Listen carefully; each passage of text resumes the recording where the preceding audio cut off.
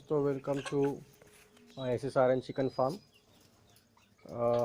2 दिन पहले हमने यहाँ पे ऑटोमेटिक निप्पल ड्रिंकर सिस्टम लगाया हुआ है और अच्छे से चल रहा है सब। इसको फिटिंग करने के लिए 1.25 इंच का PVC पाइप और एक हमने 25 लीटर की टैंक लगाई हुई है जो हमारे नल से कनेक्टेड है, और ऑटोमेटिक स्विच ऑफ होता है वहाँ से पानी टैंक भरने के बाद, और मुर्गी आसानी से पानी पी सकती है, आप देख सकते हैं।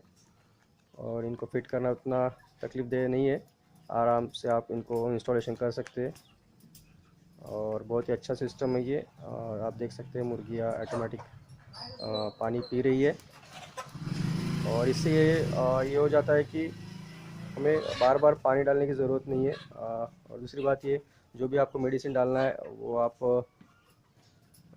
टैंक में डाल सकते हैं, जो भी आपको देना है मुर्गियों का वो डाल सकते हैं।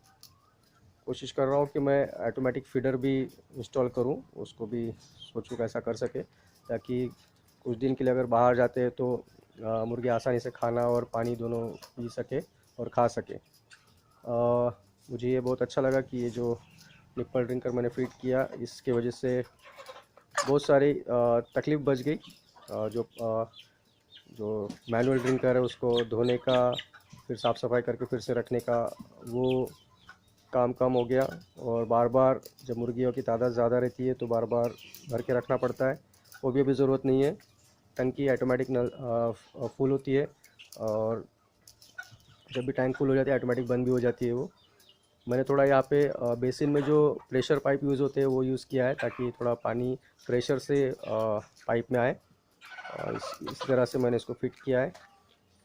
और निपल्स जो ड्रिंकर लगे वो 1.25 इंच पाइप में लगे हुए हैं, PVC पाइप में, क्योंकि वही पाइप में वो अच्छे से फिट होते हैं।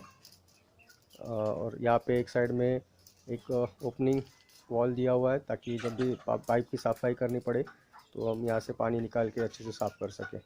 और एक वॉल मैंने टैंक के पास भी दिया है, इमरजेंसी बंद करने के लिए कोई ज़रूरत पड़ी तो वहाँ से बंद कर सकते हैं। इस तरह से मैंने ये हमारे चिकन फार्म में ऑटोमेटिक निप्पल ड्रिंकर सिस्टम लगाया हुआ है, और मैं इससे बहुत खुश हूँ। आप भी अपने पोल्ट्री फार्म में इसको लगा सकते हैं। अगर आपको इसके बारे में और जानकारी चाहिए तो मुझे आप कांटेक्ट कर सकते हैं। Thank you.